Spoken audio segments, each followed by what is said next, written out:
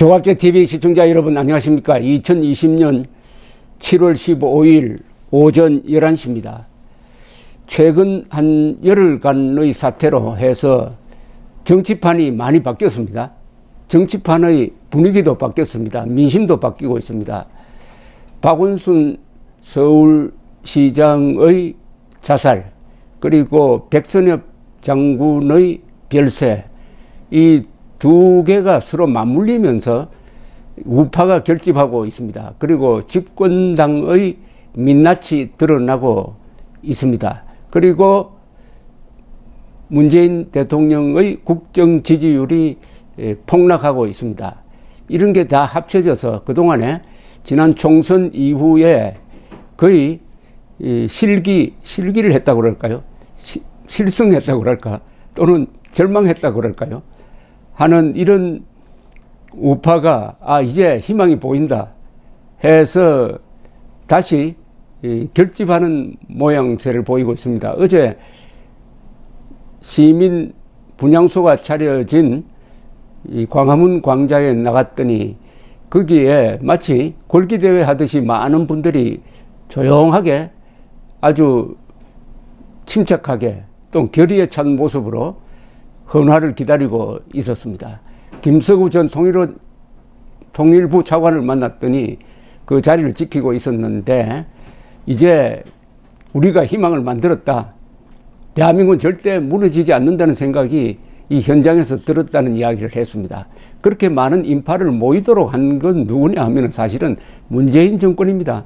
문재인 정권이 백선엽 장군을 예우를 하고 국가장을 하고 서울국립현충원에 안장을 했으면 그렇게 따로 모일 필요가 없었는데, 계속 백선엽 장군, 한국전의 이순신, 미국 국가 지도부도 세계적 군사 지도자라고 칭송해 마지 않았던 그분을 뭐 친일 프레임 이런 데 넣어가지고 괴롭히니까 거기에 분노한 일반 국민들이 좌우를 떠나서 광화문 광장으로 모여들었던 것입니다.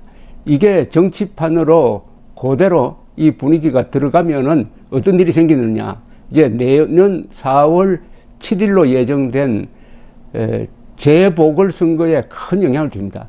더구나 이 재보궐선거는 준 대통령 선거급으로 이미 커졌습니다. 왜냐하면은 오거돈 부산시장 그리고 박원순 서울시장의 성추행 또는 성추행 혐의 파문으로 인해 가지고 보궐선거를 해야 됩니다. 보궐선거를 하는데 또 하나 남았습니다. 내일 경기도지사 이재명 씨에 대한 대법원 전원 합의체의 판결이 어떻게 나오느냐에 따라서 거기도 당선 무효형이 만약 내려진다면은 어떻게 되냐면은 서울, 경기, 부산 지사 시장 선거를 해야 된다는 이야기죠. 또 하나 남았습니다. 경남지사 김경수 씨의 이 재판, 이른바 드루킹 재판이 지금 진행 중이고 1심에서는 징역형이 선고가 되었고 지금 보석 상태에서 2심을 하고 있습니다. 이게 내년 3월 초순까지 판결이 나와가지고 당선 무효가 된다면 여기에 또 경남까지 합쳐지게 됩니다.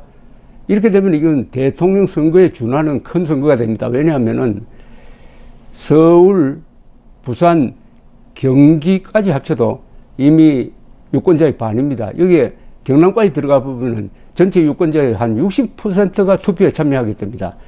물론 여기에 기초단체장이라든지 기초의원, 국회의원에 대한 보궐선거 또는 재선거의 사유가 생길 가능성도 있습니다. 보궐선거는 선거법 위반이 아닌 다른 사고나 사태로 인해서 권리석이 생겼을 때 하는 선거고, 재선거는 당선 무효 또는 선거 무효가 되었을 때 하는 선거입니다. 그래서 재보궐선거라고 합니다. 지금 부산 서울시장의 경우에는 이게 보궐선거입니다. 이재명 씨가 만약 당선 무효형을 받으면 그건 재선거가 됩니다. 어쨌든 내년 4월 7일 큰 선거가 있고, 이게 더구나 대선을 1년 앞두고 치러지는 전초전이 됩니다. 준대선입니다. 여기서 만약 미래통합당이 기사회생한다면은 2022년 대선에 희망을 걸 수가 있습니다. 자, 문제는 이제 후보를 어떻게 만들어내느냐 하는 것인데, 저는 여러 번 이야기했다시피 미래통합당이 이길 수 있는 방법은 하나밖에 없다고 저는 생각합니다. 많은 사람들이 묻습니다. 서울시장 후보감이 누구냐, 부산시장 후보감이 누구냐, 인물을 만들어야 될 것 아니냐, 이렇게 이야기를 합니다. 그런 식으로 접근하면 안 되죠. 인물을 갑자기 어떻게 만듭니까? 또 바깥에서 만들어줍니까? 스스로 만들어야죠.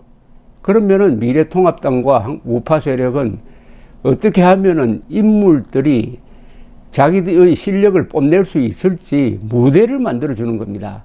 무대를 만들어주면은 거기에 날고 기는 사람들이 모여 들어가지고 실력을 뽐낼 것이고, 거기서 스타가 만들어지면 그 사람이 후보가 되고, 그 사람, 그럼 당선되는 것 아닙니까? 불과 1년 전에 임영웅이라는 사람 이름을 누가 알았어요? 임영웅이라는 사람 이름을 누가 알았습니까? 물론 알았죠. 작은 무대에서 그냥 노래 부르는데 이렇게 잘 부를 줄은 아무도 몰랐습니다. 왜 몰랐습니까? TV조선이 미스터 트롯이라는 근사한 무대를 만들어 놓으니까 거기에 진출해서 1, 2, 3, 4, 5, 6, 7등 한 사람들 모아놓으니까 기성가수보다 훨씬 더 잘 부른다. 또는 뭐 비슷하게 부른다. 그 중에 임영웅이라는 가수가 등장했는데, 지금 아마 한국에서 연예인 중에서, 아니 스포츠까지 포함해가지고 가장 인기 있는 사람이 임영웅 아닐까요? 그런데 임영웅이 1년 전에는 무명 인사 아니었습니까?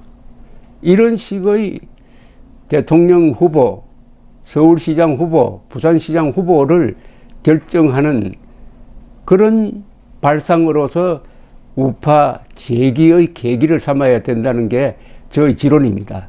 이 이야기는 제가 처음 한 게 아니고 중앙일보 논설위원을 지냈던 이 문화평론가 정진홍 씨가 조선일보 칼럼에서 썼던 것인데, 그런데 놀랍게도 이 아이디어가 지금 야당에서는 상당히 진지하게 검토되고 있습니다. 미래통합당 지도부에 속하는 사람들을 만났더니 그들도 그 방식을 고민하고 있다고 했습니다. 다만 구체적인 그 진행 방법에 대해서 상당히 어려움이 많다. 어떻게 공정한 평가를 어떻게 할 것이냐. 그게 가장 큰 문제다. 공정한 평가는 미스터 트롯일 경우에는 전문가들의 평가, 심사와 일반인들의 인기 투표가 합쳐졌습니다. 지금 이걸 정치권에 원용한다면은 당원들의 투표와 비당원 일반 국민들의 투표를 합치는 거, 그리고 플러스 후보들이 나와서 경연을 할 때 뭐 노래야 부르겠습니까만은 서로 토론을 하고 자신의 비전을 프레젠테이션 하고 하는 것을, 또 과거의 이 사람의 행적을 심사하는 그런 전문평가, 그러니까 전문가의 평가, 당원의 투표, 그 다음에 일반인들의 투표, 이걸 합산하는 방법이 있지 않을까 하는 생각이 듭니다. 그런데 이 시도를 할 수 있는 정당은 여당이 아닙니다. 여당은 이미 권력 서열이 짜여져 있어가지고 이낙연 씨로 지금 기울고 있습니다. 이 미스터 트롯 같은 방식의 모험을 할 필요도 없고 할 생리도 아닙니다. 또 이념적으로 굉장히 경직돼 있어가지고, 그러나 다행히 미래통합당은 이제 바닥까지 떨어졌으니까 더 잃을 게 없습니다. 시도를 해봐야 됩니다. 모험이라는 것은 이기면 크게 벌고 지면 쫄딱 망하는데 더 쫄딱 망할 게 없어요, 지금 미래통합당은.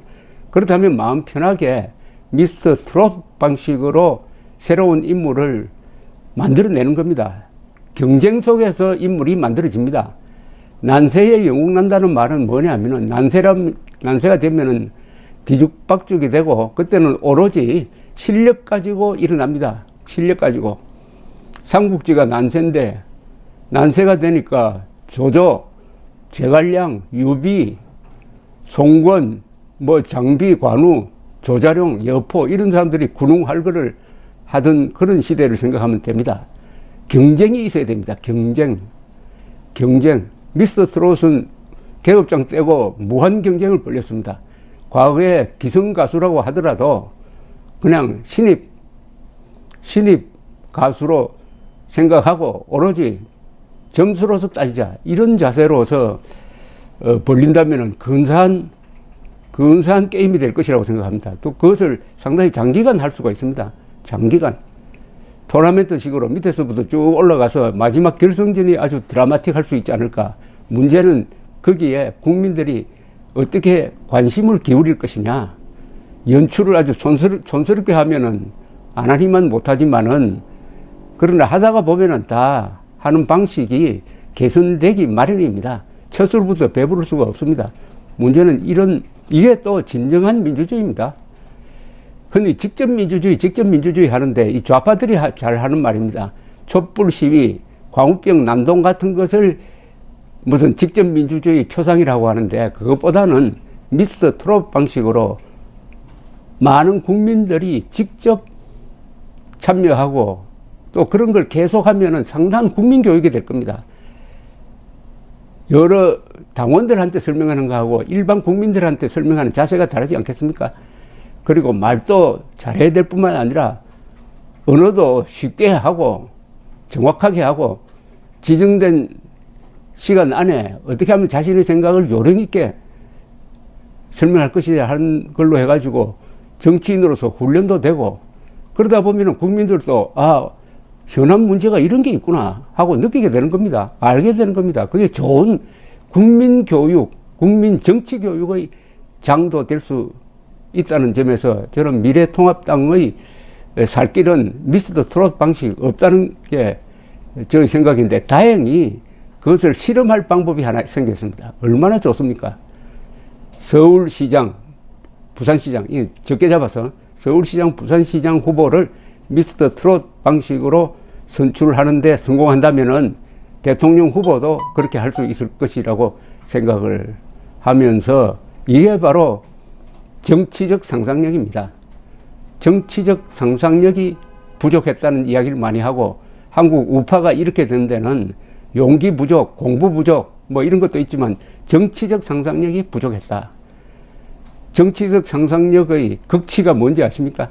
1987년 전두환, 노태우 두 사람이 합작한 6.29 선언입니다. 6.29 선언을 통해서 국민들이 원하는 것을 다 받아들이고 플러스 알파까지 받아들이고 직선제 개헌을 받아들이는 모험을 함으로써 그 전에 가장 미움받던 노태우 후보가 가장 사랑받는 정치인으로 바뀌어가지고 그해 12월에 노태우 대통령이 등장하는 겁니다. 6.29 선언 이후의 우파에 의한 정치적 상상력의 발로를 기대합니다. 감사합니다.